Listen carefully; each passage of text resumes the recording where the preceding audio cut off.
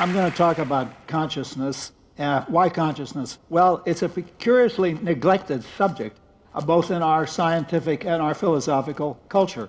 Why is that curious? Well, it is the most important aspect of our lives for a very simple logical reason. Namely, it's a necessary condition on anything being important in our lives that we're conscious. You care about science, philosophy, music, art, whatever. It's no good if you're a zombie or in a coma, right? So consciousness is number one.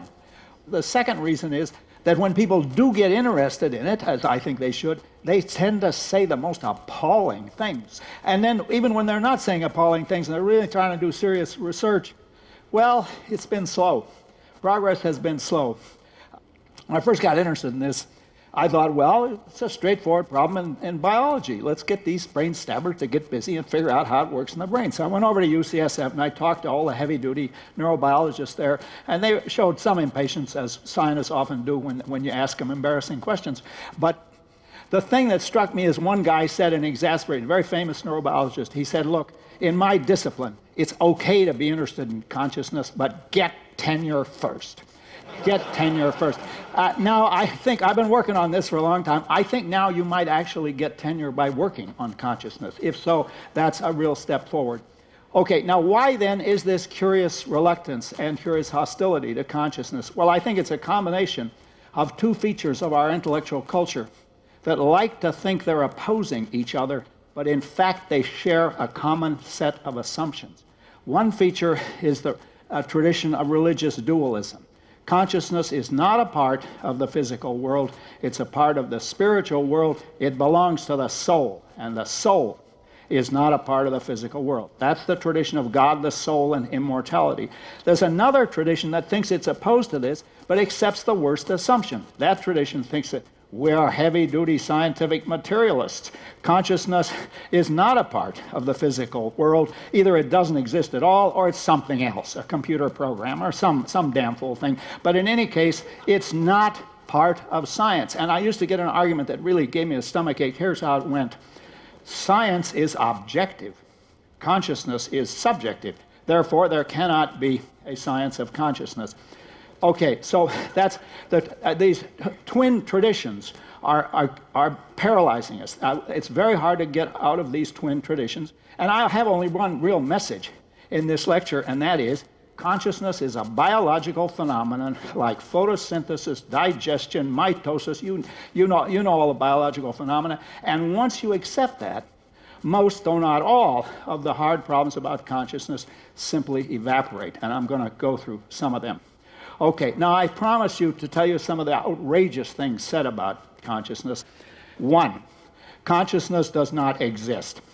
It's an illusion, like sunsets. Science has shown sunsets and rainbows are illusions, so consciousness is an illusion. Two, well, maybe it exists, but it's really something else. It's a computer program running in the brain. Three, no, the only thing that exists is really behavior. It's embarrassing how influential behaviorism was, but I'll get back to that. And four, maybe consciousness exists, but it can't make any difference to the world. How could spirituality move anything? And whenever somebody tells me that, I think, you want to see spirituality move something? Watch. I decide consciously to raise my arm, and the damn thing goes up. Furthermore, notice this. We do not say, well, it's a bit like the weather in Geneva. Some days it goes up and some days it doesn't go up. No, it goes up whenever I damn well want it to. Okay, I'm going to tell you how that's possible. Now, I haven't yet given you a definition. You can't do this if you don't give a definition. People always say, consciousness is very hard to define. I think it's rather easy to define if you're not trying to give a scientific definition. We're not ready for a scientific definition, but here's a common sense definition. Consciousness consists of all those states of feeling or sentience or awareness. It begins in the morning when you wake up from a dreamless sleep, and it goes on all day till you fall asleep or die or otherwise become unconscious. Dreams are a form of consciousness on this definition. Now, that's the common sense definition. That's our target. If you're not talking about that, you're not talking about consciousness. But they think, well, if that's it, That's an awful problem. How can such a thing exist as part of the real world? And this, if you've ever had a philosophy course, this is known as the famous mind-body problem. I think that has a simple solution too. I'm going to give it to you. And here it is. All of our conscious states, without exception, are caused by lower-level neurobiological processes in the brain, and they are realized in the brain as higher-level or system features. It's about as mysterious as the liquidity of water, right? The liquidity is not an extra juice squirted out by the H2O molecules. It's a condition that the system is in. And just as the jar full of water can go from liquid to solid, depending on the behavior of the molecules, so your brain can go from a state of being conscious to a state of being unconscious, depending on the behavior of the molecules. The famous mind-body problem is that simple. All right, but now we get into some harder questions. Let's specify the exact features of consciousness so that we can then answer those 4 objections that I made to it. Well, the first feature is it's real and irreducible. You can't get rid of it. You see, the distinction between reality and illusion is the distinction between how things consciously seem to us and how they really are. It consciously seems like I like the French arc-en-ciel. It seems like there's an arch in the sky, or it seems like the sun is setting over the mountains. It consciously seems to us, but that's not really happening. But for that distinction between how things consciously seem and how they really are, you can't make that distinction for the very existence of consciousness. Because where the very existence of consciousness is concerned, if it consciously seems to you that you are conscious, you are conscious.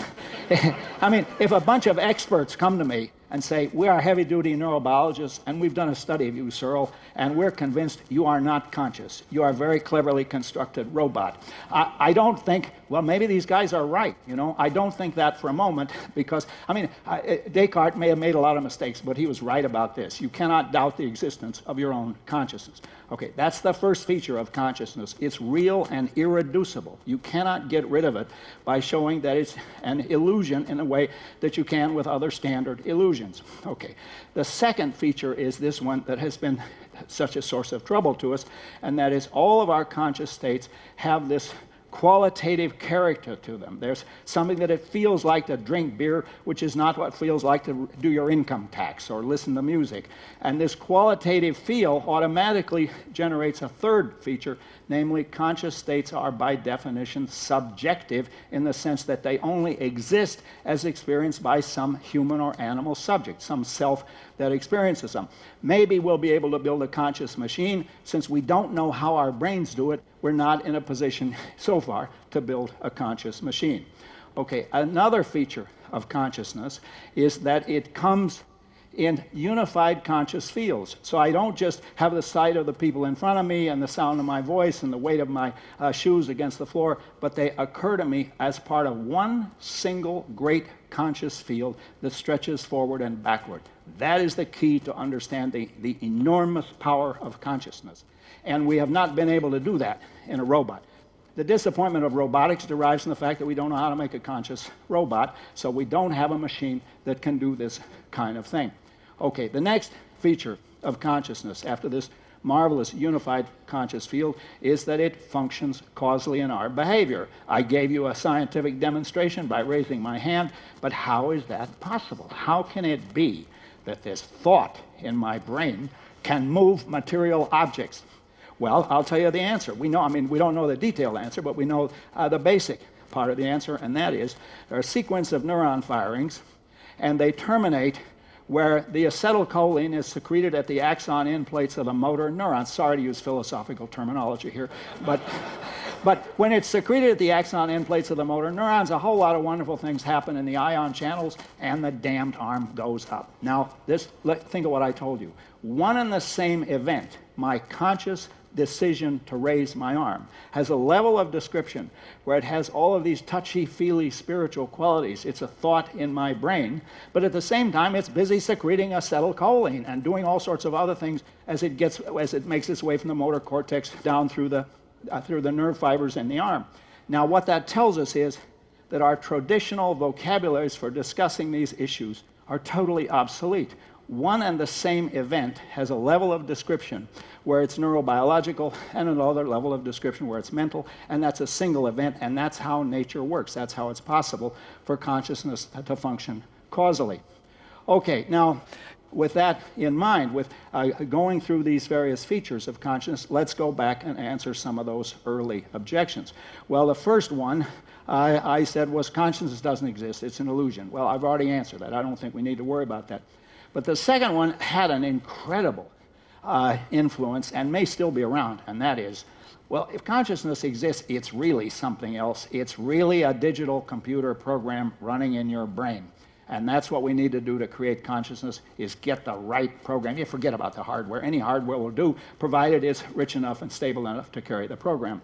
Now, we know that that's wrong. I mean, anybody who's thought about computers at all can see that that's wrong, because computation is defined as symbol manipulation, usually thought of as zeros and ones, but any symbols will do. You get an algorithm that you can program in a binary code, and that's the defining trait of the computer program. But we know that that's purely syntactical, that's symbolic. We know that actual human consciousness has something more than that. It's got a content in addition to the syntax. It's got a semantics. Now, that argument, I made that argument oh my God, I don't want to think about it, more than 30 years ago. But there is a deeper argument implicit in what I've told you, and I want to tell you that argument briefly, and that is consciousness creates an observer-independent reality. It creates a reality of money, property, government, marriage, CERN conferences, cocktail parties, and summer vacations. And all of those are creations of consciousness. Their existence is observer relative. It's only relative to conscious agents that a piece of paper is money or that a bunch of buildings is a university. Now, ask yourself about computation. Is that absolute, like force and mass and gravitational attraction, or is it observer relative? Well, some computations are intrinsic. I add 2 plus 2 to get 4. That's going on no matter what anybody thinks. But when I haul out my pocket calculator and do the calculation, the only intrinsic phenomenon is the electronic circuit and its behavior. That's the only absolute phenomenon. All the rest is interpreted by us. Computation only exists relative to consciousness. Either a conscious agent is carrying out the computation, or he's got a piece of machinery that admits of a computational interpretation. Now, that doesn't mean computation is arbitrary. I spent a lot of money on this hardware, but we have this persistent confusion between objectivity and subjectivity as features of reality, and objectivity and subjectivity as features of claims. And the bottom line of this part of my talk is this. You can have a completely objective science, a science where you make objectively true claims about a domain whose existence is subjective, whose existence is in the human brain consisting of subjective states of sentience or feeling or awareness. So the objection that you can't have an objective science of consciousness because it's subjective and science is objective, that's a pun. That's a bad pun on objectivity and subjectivity.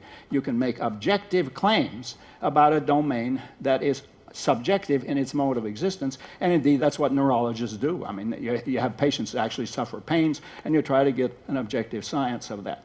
Okay, I promised to refute all these guys, and I don't have an awful lot of time left, but let me refute a couple more of them. I said that behaviorism ought to be one of the great embarrassments of our intellectual culture because it's refuted the moment you think about it. Your mental states are identical with your behavior. Well, think about the distinction between feeling a pain and engaging in pain behavior. I won't demonstrate pain behavior, but I can tell you I'm not having any pains right now. So it's an obvious mistake. Why did they make the mistake? The mistake was, and you go back and read the literature on this, you can see this over and over. They think if you accept the irreducible existence of consciousness, you're giving up on science. You're giving up on 300 years of human progress and human hope and all the rest of it. And the message I want to leave you with is consciousness has to become accepted as a genuine biological phenomena, as much subject to scientific analysis as any other phenomena in biology, or for that matter, the rest of science. Thank you very much.